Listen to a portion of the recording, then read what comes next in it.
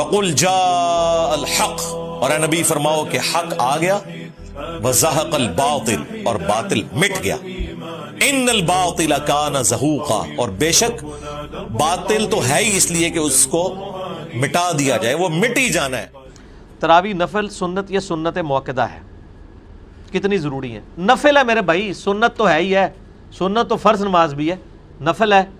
تراویح 8 یا 20 یوٹیوب پہ میرا کلپ لاکھوں لوگ دیکھ چکے ہیں، آپ دیکھیں۔ ہمارے نزدیک تو سنت 8 رکعت ہی ہے، اس کے علاوہ بھی کوئی پڑھنا چاہتا ہے پڑھے، 20 پڑھے، چاہے 41 پڑھے، کوئی حرج نہیں، نفلی نماز ہے۔ تہجد افضل ہے یا تراویح؟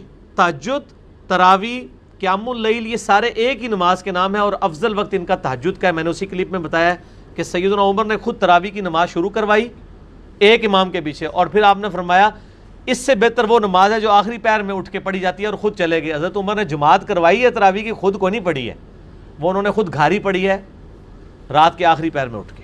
ٹھیک ہو گیا؟ کیا تراویح میں ختم قرآن کرنا سنت ہے؟ دلیل کے ساتھ وضاحت کریں۔ ختم قرآن کوئی سنت نہیں ہے، قرآن پڑھنا سنت ہے۔ البتہ یہ آتا ہے بخاری میں کہ نبی علیہ السلام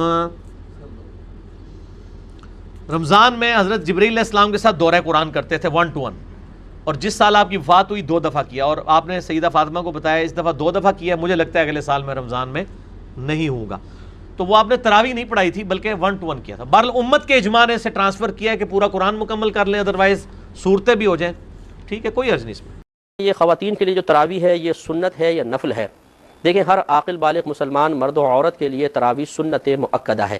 سنت مؤکدہ اس عمل کو کہتے ہیں کہ ایک 2 بار چھوڑا تو برا کیا، چھوڑنے کی عادت بنا لیں تو فقہا نے یہ فرمایا کہ انسان گنہگار بھی ہوگا، لہٰذا تراویح سنت مؤکدہ ہے۔ اسی کی آپ کو نیت کرنی ہوگی کہ مثلا نیت کرتی ہوں 2 رکعت نماز تراویح سنت مؤکدہ واسطہ اللہ تعالیٰ کے منہ قبل شریف کی طرف۔ السلام علیکم ورحمۃ اللہ وبرکاتہ۔ جی ڈاکٹر صاحب، میرا سوال یہ ہے کہ یہ نماز تراویح کے حوالے سے کہ اگر کوئی بندہ نماز تراویح نہ پڑھ سکے تو اس سے روزہ ہوتا ہے یا نہیں ہوتا، اور اس کے بارے میں اور بھی تھوڑی رہنمائی فرما دیں ہماری۔ کوکب صاحب۔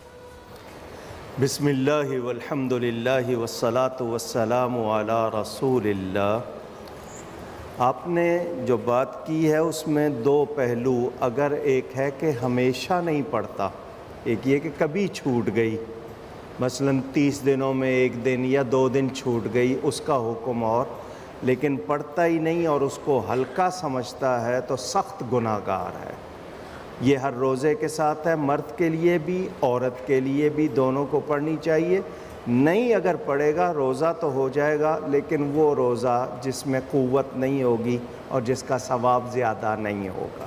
ٹھیک ہے، آپ نے کچھ کہنا ہے اس میں؟ نہیں، صحیح ہے، کسی کو اضافہ تو نہیں کرنا ہے۔ یہ کہنا بالکل درست نہیں ہے۔ آپ صلی اللہ علیہ وسلم نے جو تراویح کو ترک کیا اس کی حکمت بیان کی کہ کہیں فرض نہ ہو جائے، تو اب آپ اگر اس حکمت سے چھوڑیں گے کہ فرض نہ ہو جائے امت پہ، تو اس لحاظ سے تو سنت کہا جائے گا، لیکن ظاہر ہے اب فرض اور واجب جو چیز جو ہونی تھی وہ ہو چکی ہے۔ باقی پھر حضرت عمر رضی اللہ تعالیٰ عنہ نے اس کو دوبارہ زندہ کیا، اس کی وجہ یہ تھی کہ حضرت عمر کو معلوم تھا کہ اب اس کے فرضیت کا امکان ختم ہو گیا ہے، تو اب اس کا پڑھنا ہی سنت ہے۔ بہت بہت شکریہ مستر عثمان۔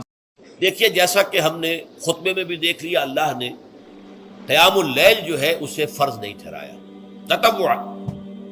قرآن مجید میں بھی اس کا کوئی ذکر نہیں، احادیث میں اس کی تشویق و ترغیب پوری موجود ہے۔ اس کا پس منظر کیا تھا کہ اس کو چھوڑ دیا گیا۔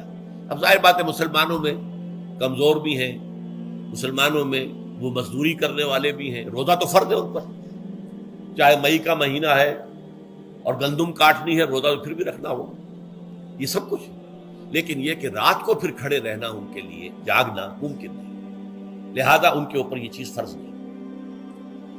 حضور نے تراویح کی نماز یا قیام اللیل نہ اسے فرض قرار دیا، نہ اس کے بعد جماعت کوئی اہتمام کیا مستقل، صرف 3 راتیں آپ نے جماعت کروائی ہے، اس میں 8 رکعتیں آپ نے پڑھی ہیں کہ جو آپ کا معمول تھا تہجد کا۔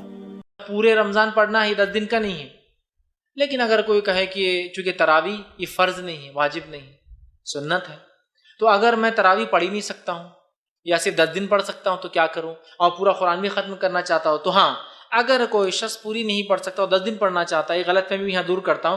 بہت سے لوگ یہ سمجھتے ہیں جس نے تراویح نہیں پڑھی اس کا روزہ بھی نہیں ہوتا، ایسا بالکل نہیں. تراویح ایک الگ عبادت, روزہ ایک الگ عبادت. اور تراویح ویسے بھی چھوڑنے سے تراویح کوئی انسان گناہگار نہیں ہوتا. کیوں؟ اس لیے کہ تراویح یہ فرض اور واجب نہیں ہے, یہ سنت ہے, سنت موقدہ آپ کہیے, آپ سے ہمیشہ پڑھتے تھے, لیکن یہ واجب نہیں, اس کے چھوڑنے سے گناہگار نہیں ہوتا انسان, لیکن پڑھنے سے ثواب کا مستحق ہوتا. کتنے بڑے ثواب؟